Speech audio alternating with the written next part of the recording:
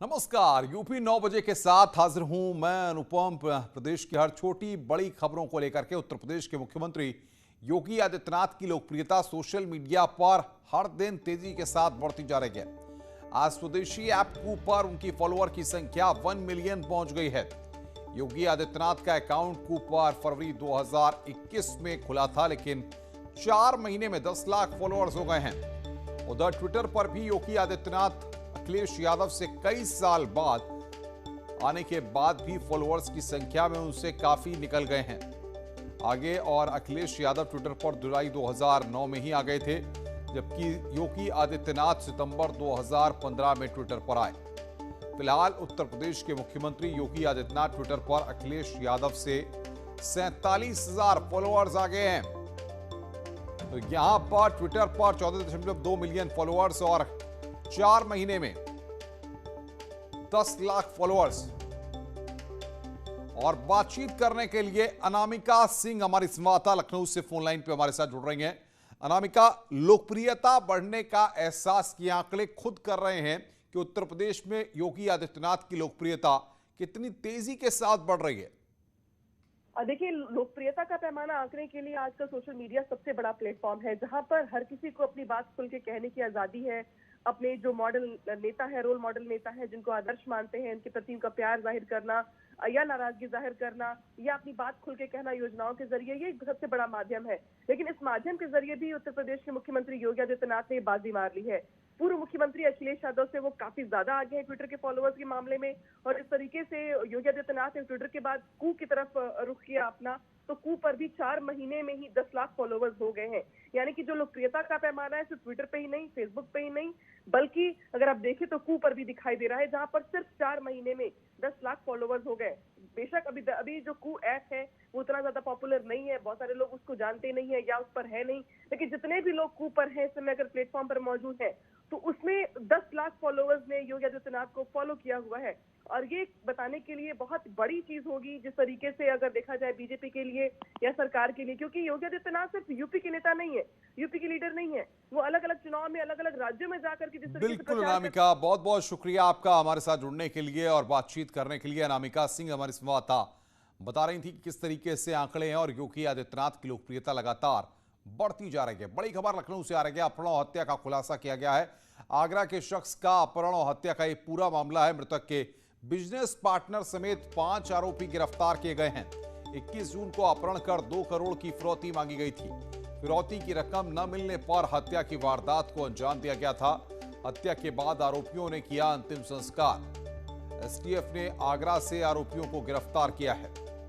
और बातचीत करने के लिए ऋषभमणि त्रिपाठी लखनऊ से हमारे साथ फोन लाइन पर। ऋषभ, बताइए क्या ये पूरा मामला था और किस तरीके से एसटीएफ इन आरोपियों तक पहुंची? अनुपम, देखिए, ये 21 जून को आगरा से अपहरण हुआ था सचिन चौहान का। सचिन चौहान के पिता सुरेश चौहान एक बड़े सरकारी ठेकेदार हैं। सचिन का अपहरण होता है और उसकी फिरौती और उसको छोड़ने के एवज में 2 करोड़ रुपए की मांग की जाती है। एसटीएफ इसकी छानबीन में लगती है और उसको कुछ इलेक्ट्रॉनिक सर्विलांस से कुछ सुराग मिलते हैं, जिसके बाद से एक गिरफ्तारी होती हर्ष चौहान की, जो हर्ष चौहान इनका बिजनेस पार्टनर भी है। इसके बाद 4 और गिरफ्तारियां होती हैं और इस पूरे मामले का खुलासा होता है। पता चलता है कि सचिन चौहान से एक व्यक्ति ने 40 लाख रुपए उधार भी लिए हुए थे। वो उधार ना देना पड़े, ये भी एक वजह है अपहरण और हत्या की। इसी के साथ सचिन चौहान की मौत के बाद से बिजनेस में बड़ा रोल हो जाता हर्ष का। लिहाजा इन सब लोगों ने मिलकर सचिन चौहान का पहले अपहरण किया है, फिर उसकी हत्या कर एक शमशान घाट पे अपना परिचित बताते हुए उसका अंतिम संस्कार भी कर दिया है। फिलहाल एसटीएफ ने 5 मुख्य आरोपी जो हैं सबको गिरफ्तार कर। ऋषभ, बहुत बहुत शुक्रिया आपका तमाम अपडेट्स देने के लिए। ऋषभमणि इस तमाम बड़ी खबर पर अपडेट दे रहे थे। अंबेडकर नगर से खबर आ रही है। पथराव के बाद तनाव हुआ है। 2 पक्षों में जमकर मारपीट और पथराव हुआ है। मारपीट में 6 से ज्यादा लोग घायल हो गए हैं। मौके पर कई थानों की पुलिस तैनात की गई है। पुलिस ने कई लोगों को हिरासत में लिया है। महिलाओं पर टिप्पणी को लेकर यह पूरा विवाद हुआ है। जहांगीरगंज थाना के नेवारी दुराजपुर गांव का यह पूरा मामला है। अंबेडकर नगर से इस वक्त ये बड़ी खबर। पथराव के बाद तनाव मौके पर हो गया है। मारपीट में 6 से ज्यादा लोग घायल हुए हैं। मौके पर कई थानों की पुलिस तैनात की गई है। पुलिस ने कई लोगों को हिरासत में लिया है।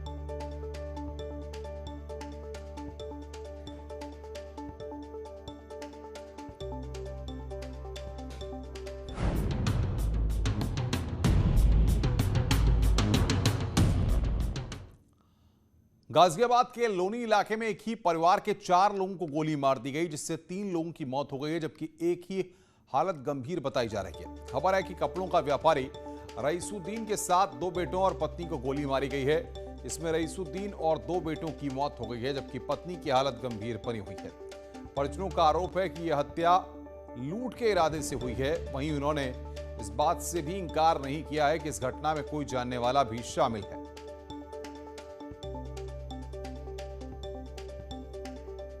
एक परिवार में रात्रि में 4 सदस्यों को गोली लगने की सूचना प्राप्त हुई और जिसमें से अभी 3 लोगों की मृत्यु हो गई है और एक महिला घायल है जिनका उपचार चल रहा है। घटनास्थल का हम लोगों के द्वारा निरीक्षण किया है। फील्ड यूनिट और डॉग स्क्वाड यहाँ मौके पर मौजूद हैं। घटना के कारणों की जानकारी की जा रही है। जो घायल हैं उनका इलाज सुनिश्चित कराया जा रहा है और हमारी थाना लोनी सर्किल की 3 टीमें इसमें अलग अलग पहलुओं पर इस समय वर्तमान में जांच कर। लोनी इलाका उस समय थर्रा उठा जब अल सुबह एक ही घर में 4 लोगों को गोली मार दी गई और इस घटना को भी अंजाम महज सीओ ऑफिस के 50 मीटर दूरी पर दिया गया। फिलहाल हम खड़े हैं उसी घर में जहां रईसुद्दीन अपने परिवार के साथ रहा करते थे और अल सुबह आज 3 बजे करीब उनकी गोली मारकर हत्या कर दी गई, बल्कि उनके 2 बेटे को भी हत्या कर दी गई, जबकि उनकी पत्नी अभी भी जिंदगी और मौत के बीच में जूझ रही हैं।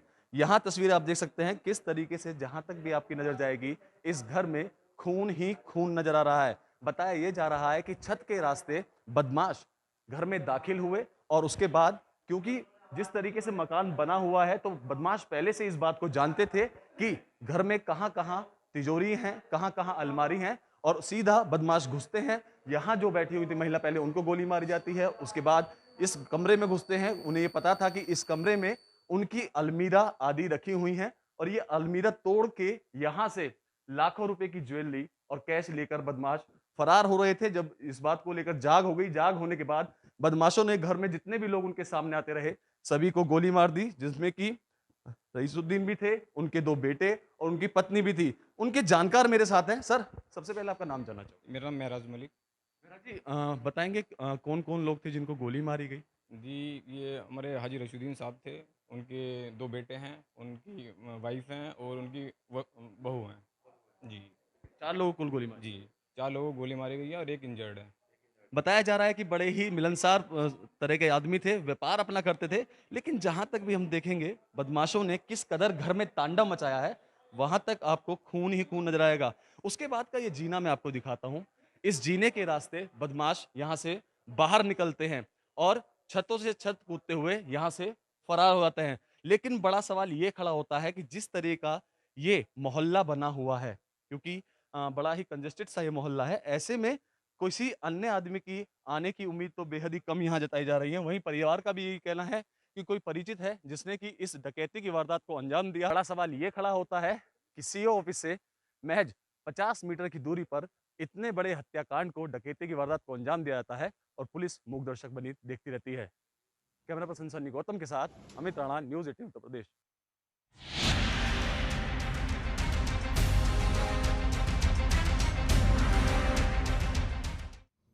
उत्तर प्रदेश में 2022 की बिसात बिछनी शुरू हो गई है। बीजेपी, एसपी, बीएसपी, कांग्रेस के साथ इस बार सूबे की सियासत में असदुद्दीन ओवैसी की पार्टी एआईएमआईएम ने भी ताल ठोकने का ऐलान कर दिया है। इससे चुनाव और दिलचस्प हो गया है। बीएसपी की सुप्रीमो मायावती ने उन खबरों का खंडन किया जिसमें ये लगातार कहा जा रहा था कि बीएसपी एआईएमआईएम के साथ मिलकर चुनाव लड़ेगी।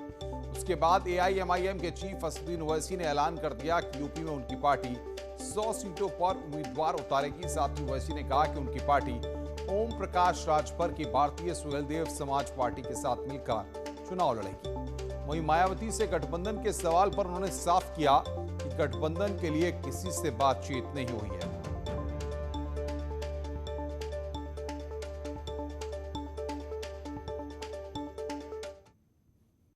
हमारा भी तो किसी से गठबंधन नहीं है। हमारा तो अभी तक हम तो राजभर साहब के साथ हैं भाग्यदारी संकल्प मोर्चा के तहत, और हमारे पार्टी के यूपी के प्रेसिडेंट ने इस बात का ऐलान भी किया कि हम एमआईएम पार्टी आने वाले 2022 के असम्बली चुनाव में हम 100 असम्बली सीट पर इंतखाबात में हिस्सा लेंगे। हमने लोगों से एप्लीकेशन लेना भी शुरू कर दिया। और बातचीत करने के लिए लखनऊ से हमारे संवाददाता राजीव सिंह हमारे साथ जुड़ रहे हैं। राजीव, 2022 के दंगल से पहले मैदान में नए नए दल भी कूद रहे हैं ताकि सियासी गणित को गड़बड़ाया जा सके।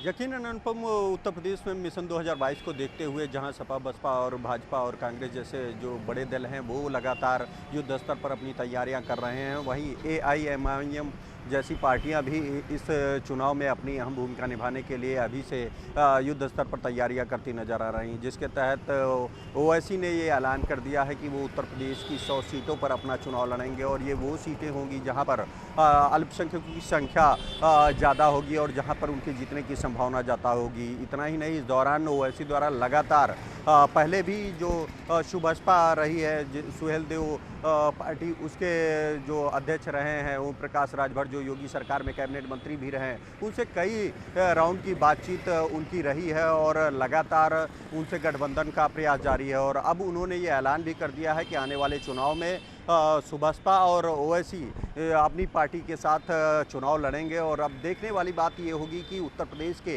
विधानसभा चुनाव में इन छोटे दलों की भूमिका क्या होगी, लेकिन लोगों को पता है कि ये छोटे छोटे दल काफ़ी अहम हो सकते हैं और यही कारण है, चाहे समाजवादी पार्टी हो चाहे कांग्रेस पार्टी हो, वो छोटे छोटे दलों को अपने पार्टी में या तो विलय करा रहे हैं या तो फिर उनके नेताओं को अपने पार्टी में शामिल कराकर उनको टिकट देने का आश्वासन दे रहे हैं। क्योंकि अगर उत्तर प्रदेश की राजनीति को देखेंगे तो यहाँ पर एक जो जातिगत आंकड़ा है वो एक अहम भूमिका निभाता है और इसको देखते हुए बिल्कुल राजीव, जाहिर तौर पर जाति के इर्द गिर्द ही उत्तर प्रदेश में सियासत घूमती हुई नजर आती है।